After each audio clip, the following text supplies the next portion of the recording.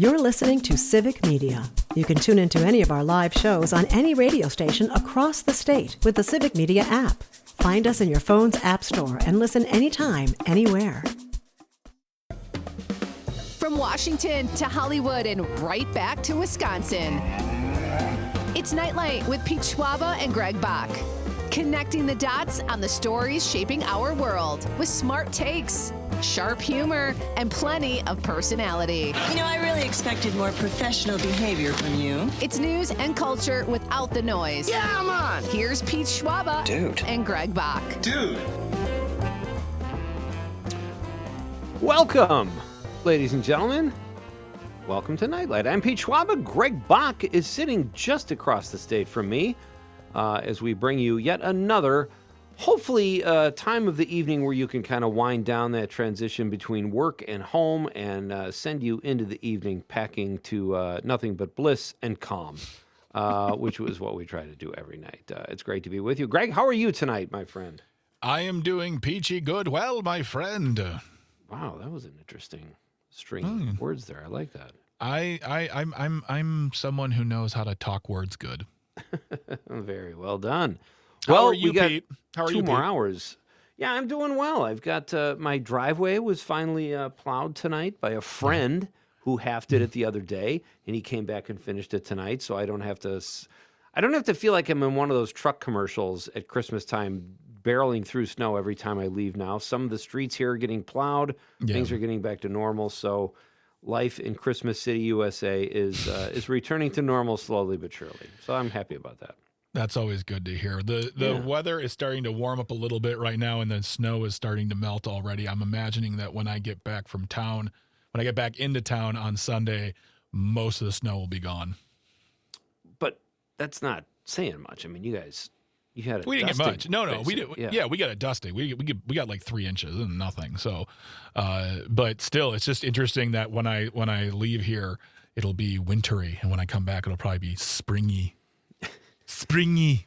It's so weird because I was upstairs talking to my wife before, and I see out the window, I see this drip, drip, drip, like a drip every 3 seconds. With how much snow we got, I'm looking at mid-May before all this to melt. So that's what we're dealing with here. We may have to head to the subtropics of Milwaukee at some point, get some warm weather. There you go.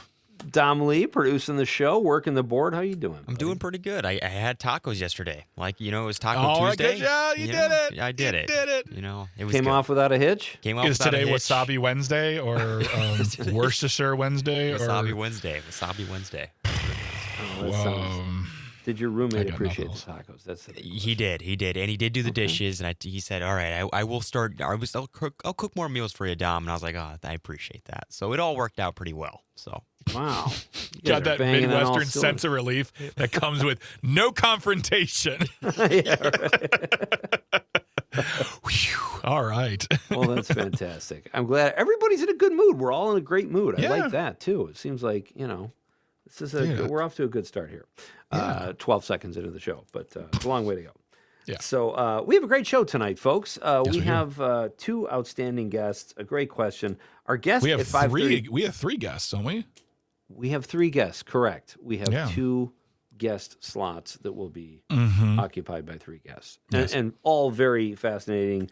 Our first guest, Greg, I'm very excited to talk to Hooman Majd, an Iranian-American journalist and author of a best-selling Times book. He's authored 3 books. He's kind of I would say he's an expert on what we're dealing Yes. with right now with the Absolutely. Iranian-American-Israeli war. So he'll be a lot of fun. I don't know if he'll be fun to talk to, but very informative Yes. and insightful. And then in hour number 2, we've got actress Winter Williams and director Matthew Brown. They are a package deal. They're married, and they've got to be, they've got to work together as husband and wife and as artists. And Yeah. I don't know about you, Greg. That seems like kind of a tall order. I mean, the thing is I love my wife a lot. I wouldn't want to work with her, and not because it's a thing of like, I don't want to work with my wife. I don't want my wife to have to endure me. Wow. Like, when I say I don't want to work with my wife, I'm saying that on her behalf, because I know she would go in about 20 minutes and be like, if you don't quit now, this is over. Oh, dear. I'm a fun person, let me tell you. Listen, I spend 2 hours a day with you, 3 if you include pre-show, post-show meetings. I think you're a swell guy. I don't know what your wife's problem is. Hey, now, don't you talk about my wife like that. Don't you talk about my wife like that, even if you're defending me? Yeah, exactly. It's a don't talk about my hypothetical version of my wife in this situation like that. She's It's a good weird lady. area. Yeah, I shouldn't exactly. go there. All right. That's fair. Yeah. Yeah. But 3 great guests tonight Yep. in this 2-hour extravaganza, and we've got. Well, is it too early? Is it crazy to go to the question of the night already? No, let's do we'll do the question, and then we got something else coming up too. So let's go to the question. All right. Let's fantastic. talk about the question. Okay, question. Question. Pregunta. Question. Question. Okay, I have a question. Questions? This question. Domanda. Question. Question. Questions. All right. Tomorrow is National Let's Laugh Day. So tonight's question, to kind of lead into that, is who makes you laugh? Mm-hmm. And this is a good one, folks. You can have fun with this. It could be a family member, it could be a comedian, an actor, an actress, whomever. Answer the question. Tell us who makes you laugh, and let's have some fun with this. 855-752-4842, 855-75-CIVIC. Or, I don't know if you know this, Greg. You probably do. We've been doing this a while now. People can text us on the app, the Civic Media app, and give us their answer. That's always a good option. Speaking of people texting us, Pete. Yes. You know what we're going to do right now because we're talking about the Civic Media app? Download the Civic Media app if you don't have it. It's absolutely free. You can call, text, leave a voice message. You can also get your news. You can listen to talk. You can listen to music. It's a very, very handy-dandy app. But why we bring it up now is because it's time for the Break into Spring Text-to-Win multi-state contest keyword for this hour. Are you all ready for this, I'm guys? excited. Are you two ready? Dom, are you ready for this? Oh, I'm so ready. Okay. I can't play the contest, but I love words. So yeah, I'm really me too. excited about it. I'm a big fan. I have the biggest words. Oh my gosh, just my brain is huge. All right, so grab your Civic Media app, folks. Open it up. Find your favorite station, WAUK, and text in the word cloud. Oh, sorry, I didn't give. Oh, I did. So Now. cloud. Yeah. That's my fault. I didn't let the timpani. Oh, God. I thought we Cloud. gave the wrong keyword or something. No. Okay. CLOUD, cloud, like cloud in the sky. Text that in via the Civic Media app right now or throughout the hour, one time only, but you have for the entire hour to do it. And you will be entered in for today's drawing of $200. Plus, every single entry gets put into a grand prize drawing for a brand new mattress set from Verlo. And you can enter up to 7 times a day because this contest runs 7 times a day. So every time we do a new keyword, you can enter. That's another entry for $200, another entry for the Verlo mattress set. It's really, come on, folks. Come on. The word is cloud, C-L-O-U-D. Spelling counts, capitalization does not. Send in the word cloud right now here on the Civic Media app. Boom. Very well done. Love it. Thank you. So we'll get who makes you laugh. We'll get some keywords. We'll have fun. We'll mix it up into a nice text-in casserole. But the app is very easy to use, folks, and it is free. At prices like that, you cannot afford to have the Civic Media app. If you are watching the radio on the stream at Facebook, YouTube, or X Twitter, please send us a stream comment and be part of the show. It's always more fun when you guys participate. Yep. Oh my gosh, all the texts coming in right now. Michael and like Betsy crazy. and Troy and Dan and Christine and Christine. Aaron. Oh my goodness. Hey, Ron. We have to have Rich Tallarico on, Greg. I don't know if you know this. The guy that wrote that sketch for Key and Peele is a friend of the show. He's been on several times. Hilarious guy, and that sketch crushes. Such a great. I think we either did or still do follow each other on the Twitter. Oh, nice. Yeah. I tried to. He's kind of starting to do stand-up. So I always thought he was a stand-up. I didn't realize he wasn't. Huh. He might have done a little bit of it, but obviously he's entrenched in sketch and very good at it and won awards. And that sketch that he wrote, the substitute teacher, I think is in. Yeah, I'm sure of it. It's in the Smithsonian for like 20 years or something. Yeah. Wow. Perfect example of great sketch comedy writing. So awesome. Shout out Rich Tallarico. There we go. So, yeah, the text line is lighting up, booming, blowing up, whatever the kids call it these days. But we've got other stuff to get to. Lots going on in the news today, right, guys? Yes, sir. Yes, sir.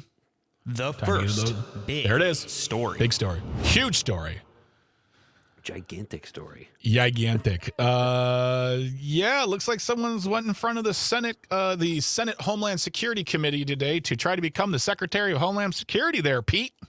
That was a big, the confirmation hearing for Markwayne Mullin, the new DHS candidate. And Rand Paul is the committee chair. And I wasn't expecting that. I didn't know they had a history, really, or that there was bad blood. Did you? Oh, there's beef. Yeah. There is beef. But between is there the two of them. something else? Like, I know Mark Wayne wanted to fight the head of the union, and that's rational on the Senate floor. But what was his issue with Rand Paul? I think Rand Paul just doesn't like him, thinks he's too aggressive, right? Well, there was a back and forth where Rand Paul, essentially Markwayne Mullin. So Markwayne Mullin thinks that violence is sort of a way to solve problems. Yes, as you mentioned, he did get into a back and forth with Sean O'Brien from, I think it was from AEW. I can't remember which union it was, but it was between the two of them where like Markwayne Mullin stood up. Bernie Sanders had to be like, sit down. You are a United States Senator. We're not doing this right now. Yeah, sit down right now. Sit down. You're a United States Senator. Take your seat. Where should I take it? But there was it said Mullin did not apologize for his past remarks where he called Paul a freaking snake, and he understood completely why someone would assault him. That's what Markwayne Mullin said about Senator Rand Paul. And Rand Paul didn't forget it. Shocking. Okay. A politician doesn't forget. Right. And so they got back and forth into it. So there's an article in Raw Story about this where they're talking about the back and forth, and they're talking about the fact that, Rand Paul is trying to say, like, hey, man, you didn't apologize. You didn't say I regret nothing. And Markwayne Mullin does not back down. And I don't find any sort of, there's no respect I have for Markwayne Mullin whatsoever. I think he is a failed MMA fighter who is just not a good representative of what should be in our Congress. So the fact that Rand Paul wanted to go after him, here for it. I'm here for it. Then he played a video, too. Oh, my God.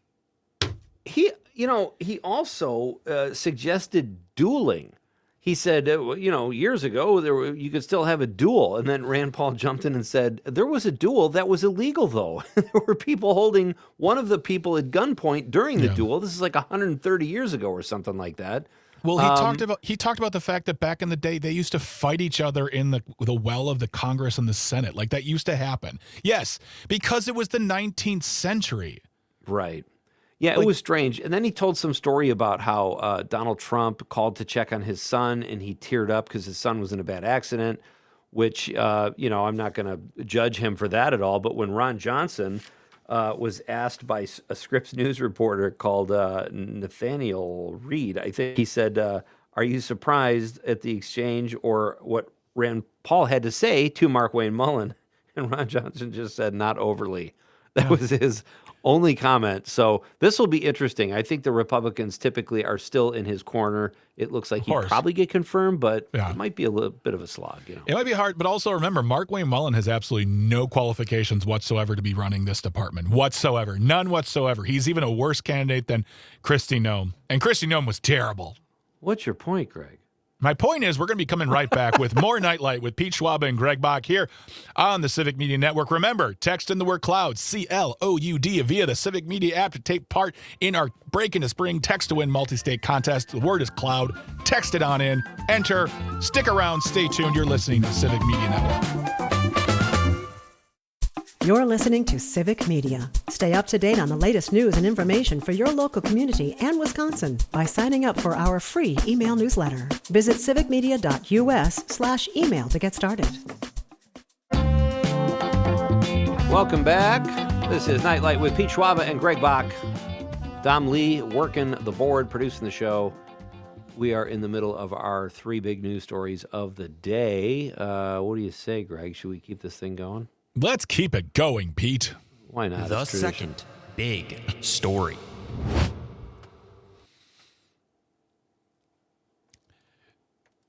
Go ahead. This is your baby. I thought you'd want to introduce. No. I was watching you watching me. It was great. So our boss is like, "Why is there silence?" No, so here's an interesting thing. So we currently have something called the SAVE Act trying to go through the Senate right now that would grossly take away the ability to vote. Don't let anyone tell you differently. This is not to secure voting. This is, in fact, to hamper, intimidate, and to suppress voting. There's no way around this, and anyone who says differently is just a liar. But the point is one of the things of the SAVE Act is to get rid of mail-in voting. The President of the United States has been saying for a very long time that mail-in voting is part of the scam, part of the fraud, part of the steal. And Tom Tiffany is pretty much on board with the SAVE Act. He loves the SAVE Act. He loved the MEGA Act from Brian Stile. But now he's saying, well, we should be doing mail-in voting. He said that on a podcast with someone named Ben Dryden from his show, The Dryden Wire, which I don't understand, Pete, why everyone has to have the word wire after their name nowadays when they want to be known as a news person. But he said... He said, we should be doing mail-in voting when asked his thoughts on the practice. Many states have encouraged it, and we've seen the results where you get these questions around the election, so I think it would be better if we did not have it. Tiffany, it's like, so I think it would be better if we did not have it. Now that we do have it, let's make sure that there are tight controls around it and make sure that it's easy to vote, but not hard, but hard to cheat.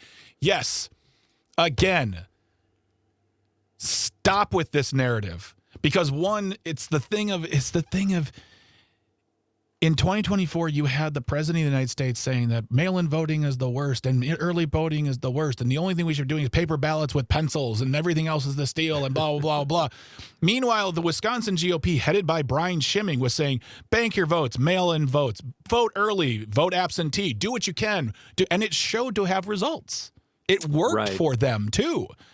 And there was this competing message, and now they're running this thing of we need to get rid of it completely. But Tom Tiffany is saying, well, now that we have it, we should do it. We should do mail-in voting. It's fine.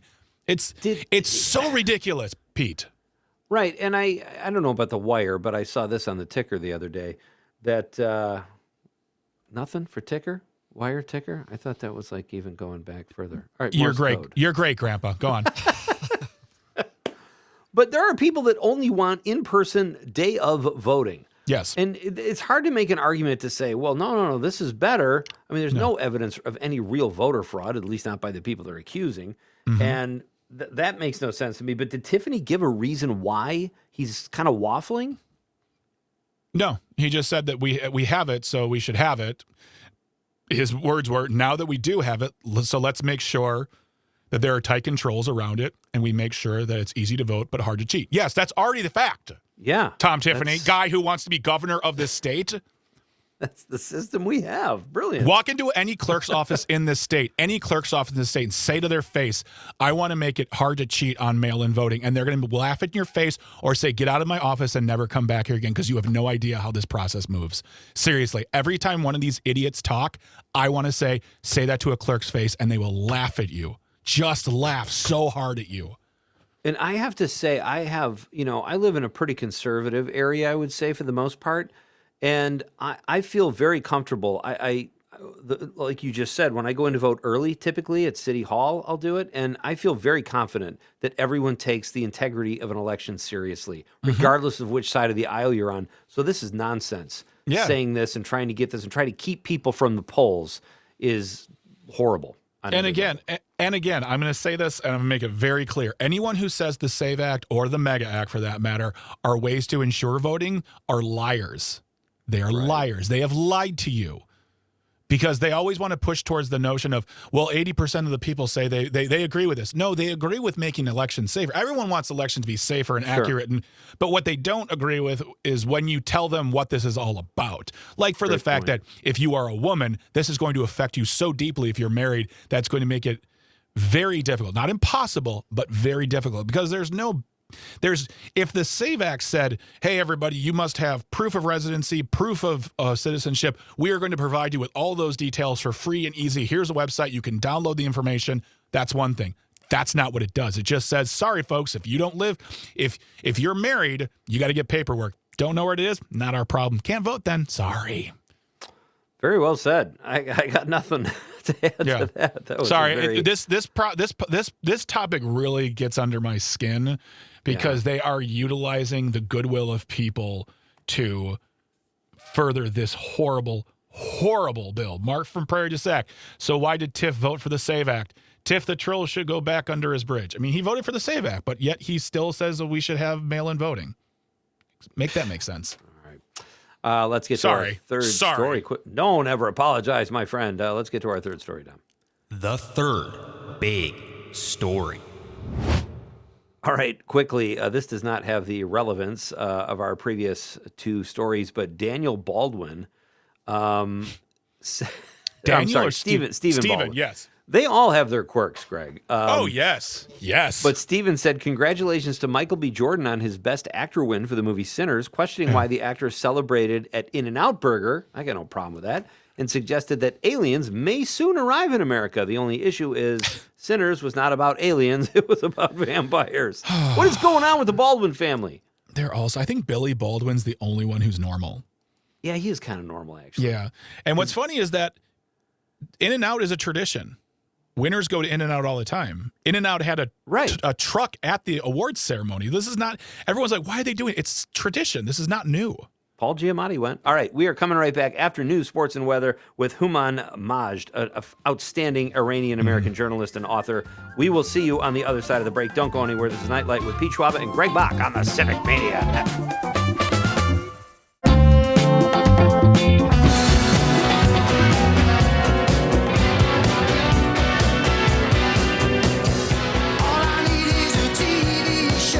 Welcome back to Nightlight, ladies and gentlemen. This is a Wednesday edition of Nightlight, which, Greg, is also a top 5 days of the week. For Wednesday, I am Pete Schwaba. Sitting across the state from me is Mr. Greg Bach, and you've got the Civic Media Network. A quick reminder before we bring on our next guest. This hour's keyword in our break into spring multi-state text-to-win contest is cloud. C-L-O-U-D, cloud.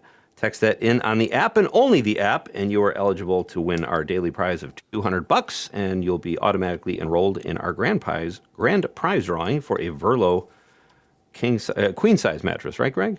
Queen size, that's right. It's a queen. That's the best size, I think. All right, so cloud is this hour's keyword, C-L-O-U-D. Text in, and good luck, everybody. It is my pleasure now to welcome our next guest. He is an Iranian-American author of 3 books, including the New York Times bestseller, The Ayatollah Begs to Differ. His most recent book is a memoir, Minister Without Portfolio, memoir of a reluctant exile. Joining us now to discuss his unique insights into the American-Israeli war with Iran is Iranian-American journalist Hooman Majd. It is nice to have you here, Hooman. Welcome. Thank you very much for having me. Pleasure. How did I do with that intro? Was that sufficient or? Perfect. It was fine. You got a lot of stuff going on. There's a lot of stuff going on. Yeah. So, we recently, I think both Greg and I read your article in the LA Review of Books.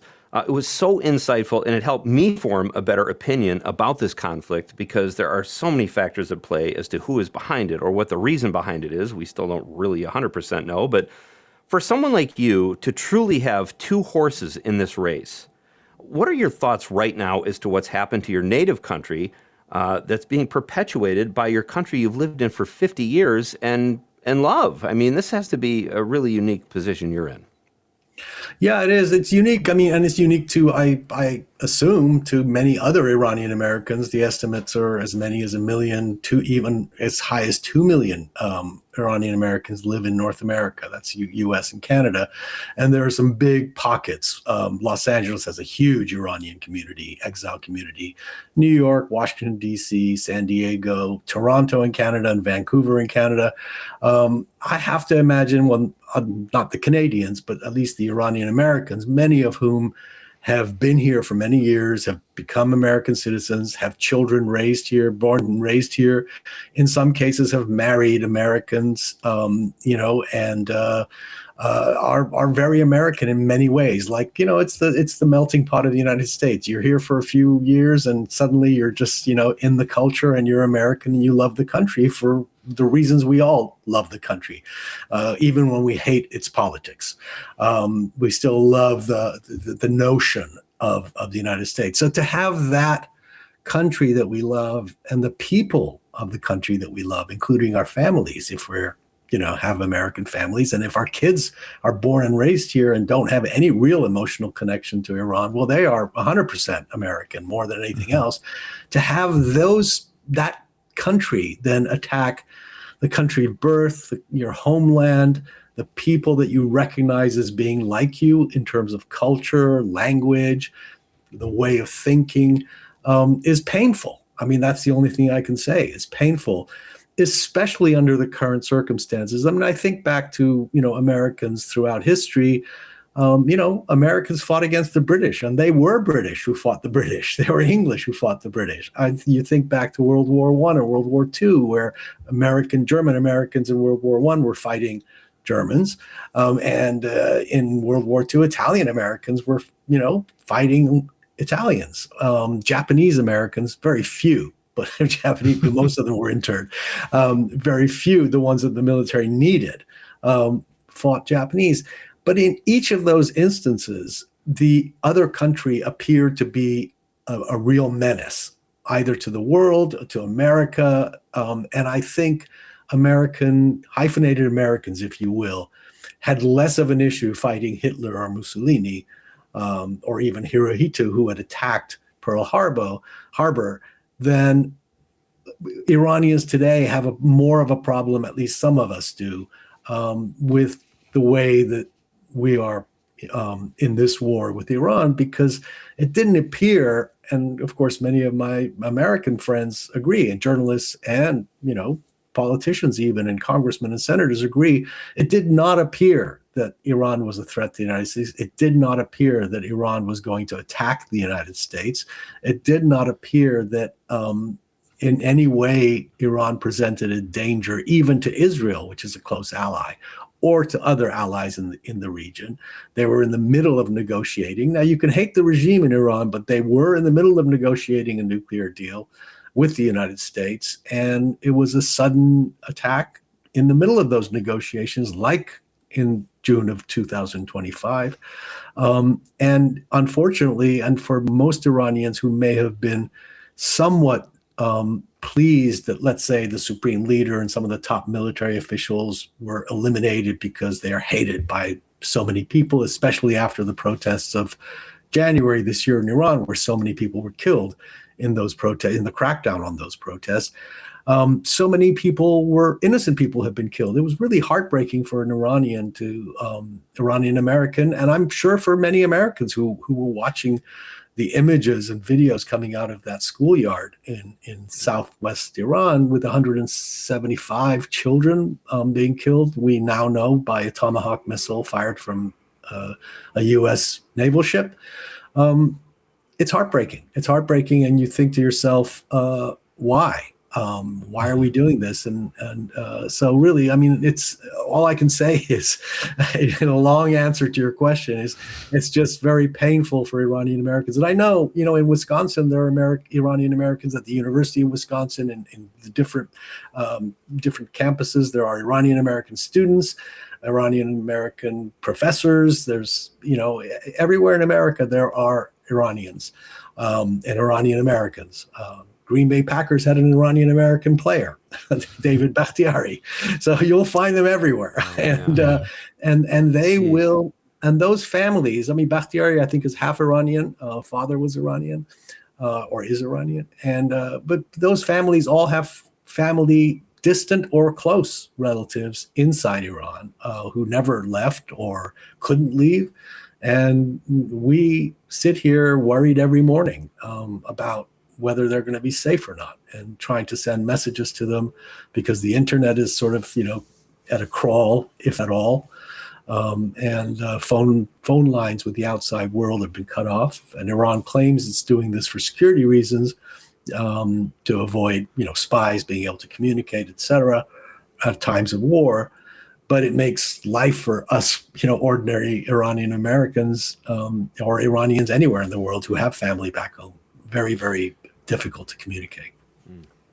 I have friends of mine who are Iranian Americans as well. And even aside from what is going on right now, there always seems to be a permanent heartbreak for them, because it's a thing of, like, so many of their folks who are either, from the country or children of immigrants have more of a through line to their home countries, even if it's not constant. But with my friends who I think about, and what you wrote in your story for the LA Review of it was the LA Review of Books, is that it reminds me of their heartbreak, is that they're proud to be Iranian, but they don't have connection to home because they can't go home, or their parents don't want to go home. I can't imagine what you and your family goes through on a daily basis when there isn't what's happening now, but there always just seems to be a permanent sadness because it's so far away and you just have to wait for news when it comes along. I mean, that's what I get from them when they talk about it, and from what I read. Am I reading that correctly?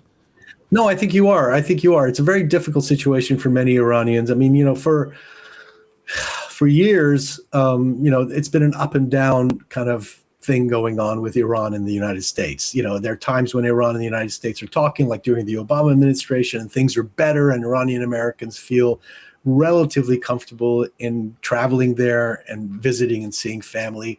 It's short-lived. And then there are times when Iran takes dual American citizens hostage or arrest them for spying or for whatever reason. And then all of a sudden we're all, terrified of going back. Listen, I've been interrogated in Iran. It's an unpleasant experience. I can't go back now. I've been told I can't go back. And it's a heartbreaking thing because, over the last 47 years since this revolution, there's never been really a long period of time where Iranians could say, wow, okay, Iran is, it's comfortable. It's okay. We can go visit. We can talk to our family every day. We can get on, FaceTime call with them. They do exist. Those times do exist, but they're far and few between. And this pain, for older Iranians who go all the way back to the revolution, like myself, that's 47 years of this. For younger ones, like I know, even 40-year-old Iranians who are born and raised here, who've never been to Iran, and they have managed to get an Iranian passport because by law they're Iranian. They can get, if their father's Iranian, they can get an Iranian passport, but they've never actually been able to use it and take advantage of that time to go to Iran. So for them, the heartbreak's even. One of them just a couple of days ago was saying to me, I really fear that, after this war, there'll be nothing for me to visit. Because, there are some cultural heritage sites that are being bombed, and palaces and amazing, 15th and 16th century mosques and stuff like that have suffered damage. So there's that as well on top of that for, every kid, my own kid, who's been to Iran, but when he was when he was a baby, but not for the last 15 years. So, it's a tough situation in that regard. But, I think most Iranian Americans are grateful to be here in America, and somewhat guilt-ridden that they're not in Iran with their fellow Iranians being bombed by the country that they live in, that they spend most of their time in. Yeah. We just have about a minute and a half before we have to go to a break. Hooman, but I wanted to ask you, to what you said earlier, is the threat that Iran was never really a threat to the U.S. Just yesterday, Joe Kent, one of the top U.S. counterterrorism officials, who was deeply MAGA, resigned, basically saying what you just said, that Iran was not a threat. What are your thoughts on his resignation, and could this sway the opinion of other highly entrenched MAGA followers of this war? Well, yeah, I mean, one would hope. I mean, there's already quite a bit of opposition to this war inside Congress. Just today, Tulsi Gabbard's is at the Senate being grilled about imminent threats. And at one point, testimony that I saw, she said the only person who can determine whether there's an imminent threat to the United States is the president of the United States, which is actually false, because the intelligence community determines whether her job is to determine that and then present that information to the president. What she's right about is the president can do whatever he wants with that. So, I think there is a movement among congressmen and congresswomen and among other politicians and other people inside even the administration, as you pointed out with Joe Kent, who are saying, there's something wrong with this picture and Americans are dying. Just Trump is going to Dover Air Force Base to the welcoming ceremony of the 6 Americans who died in that aircraft tanker refueling crash. Yeah. I mean, how many times are we going to have to see that if this war continues? We're going to keep this conversation going with Hooman Majd, Iranian-American journalist and author, right here on Nightlight with Pete Schwaba and Greg Bach. Don't go anywhere. Stick around. Stay tuned.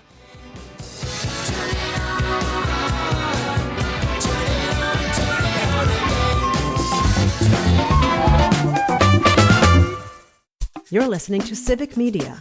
Find the latest news, information, and archives of all your favorite shows on the Civic Media website, civicmedia.us.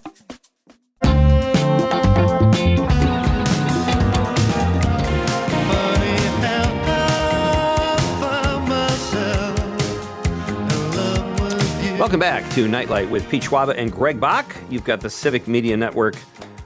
We are in the middle of a fascinating interview with Hooman Majd. He is a best-selling author and an Iranian American who is also a journalist and a scholar, and he's got great insights into this war is really what it is with America and Israel and Iran. So we are talking to him about that and getting his thoughts. Hooman, what is your hope? This seems like it's a mess. There's no exit strategy. That seems like there was no plan. For someone like you who has an interest in both places, what is the best possible outcome that you think could happen here? It's hard to say, but I would argue that the best possible outcome is obviously for the war to stop. That's the first thing. Sure. The minute the war stops, hopefully deaths stop. People getting killed stops on both sides, on all sides, I should say, because people are getting killed also in various Persian Gulf states as well. Innocent people, Indian workers in Dubai, for example. So, I mean, the best case is the war stops, and then there is some kind of negotiation, if you will, or conversation, talks between at least the United States and Iran as the superpower, as opposed to Israel, and Iran, to try to figure out how to manage the aftermath of the war. That's probably the best case scenario, and I believe that if that happens, Iran would probably be willing to go back at some point, maybe not right away, to the negotiating table and try to restart those talks to, give satisfaction to the world community that Iran is not a threat, either nuclear or from its missiles to anybody else. And ultimately the best case scenario is a non-aggression pact. Let's put it that way. Let's say Iran has a non-aggression pact with U.S. and U.S. allies, which would by definition include Israel and all the Persian Gulf states. That would be ideal. Now, if you talk to some other Iranian Americans, they say, well, the best case scenario is the regime to fall tomorrow. And the regime to fall, but then when you ask them what comes next when a regime falls, in some cases people say, well, the son of the Shah could take over. Yeah, I think that's a little bit of wishful thinking, because the son of the Shah has been living in America for almost 50 years, since before the revolution, never really had an organization of any kind on the ground in Iran to take over, never really built a government in exile outside Iran, and so and doesn't have universal support inside Iran. So you have, let's say for the sake of argument, that between 10 and 20% of the population support the Islamic regime. We may hate that regime, but 10 to 20% support them. Now, this is a country of 93 million people. The size of the country is bigger than Western Europe combined. So if you want to change the regime, it's not going to happen just by dropping bombs on people. It's going to require boots on the ground. President Trump has already not ruled that out. Pete Hegseth, the Secretary of War, has not ruled that out. So what does that mean? So let's say we've done it before. We could do it. We did it in Iraq. We put boots on the ground, went all the way to Baghdad, got rid of Saddam Hussein, imposed our own person, Paul Bremer, as the proconsul for a while, running the country, and then tried to bring about some form of democratic rule in Iraq. And it's still not perfect. We know that. We did boots on the ground in Afghanistan, and 20 years of boots on the ground, Taliban is back, and we replaced the Taliban with Taliban. So it's for people who are arguing that there should be a regime change, it's easy to say. And maybe that would be a best case scenario, but it's a best case scenario that's not realistic at this time unless we get involved in a major war. And I can't see Americans really, wanting that at this point, having experienced 2 major wars that have caused such misery and such, death and destruction for Americans and for Iraqis and for Afghans. I can't see that there's this real appetite among, I'm talking about the American public. I'm not talking about Lindsey Graham and the people who are, let's go in, let's, go to war tomorrow. So, going back to another very long answer to your question about what's the best case scenario. I think, best case scenario is for the war to stop and to forget about the idea of landing troops on Iranian soil and trying to fight a war with, 10 to 20% of the population who will not welcome troops with flowers. In your article, you speak about this as far as the knowing people and seeing people on social media who are either from Iran or Iranian descent who love Trump, who love the message, who love this, who celebrate the Ayatollah's death. And you say in that article, I couldn't do it because I don't want death for anybody.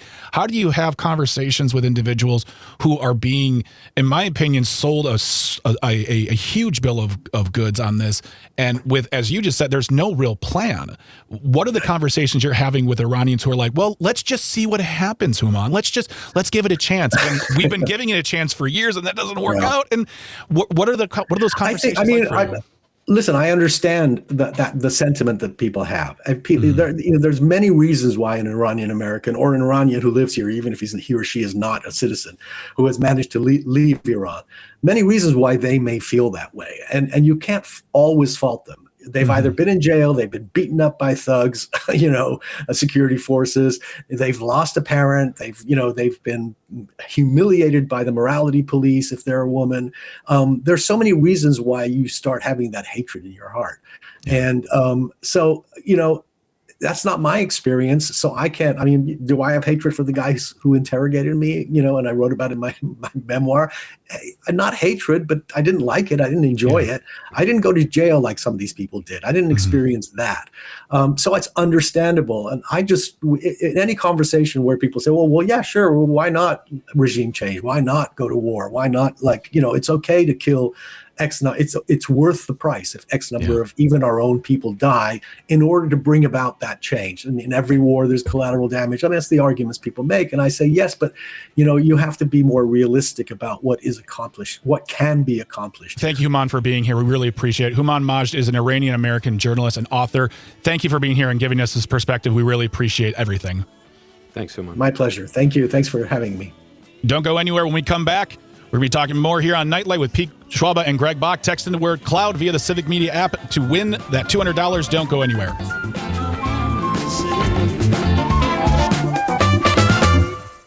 The national news cycle never stops, but it can be hard to find news about your local community. Civic Media is dedicated to providing quality local and state news coverage across Wisconsin. With the Civic Media app, you can get notifications about local stories that matter to you and your community. Find the free Civic Media app in your phone's app store and choose notifications from the menu to tell us what kind of news you want to hear about.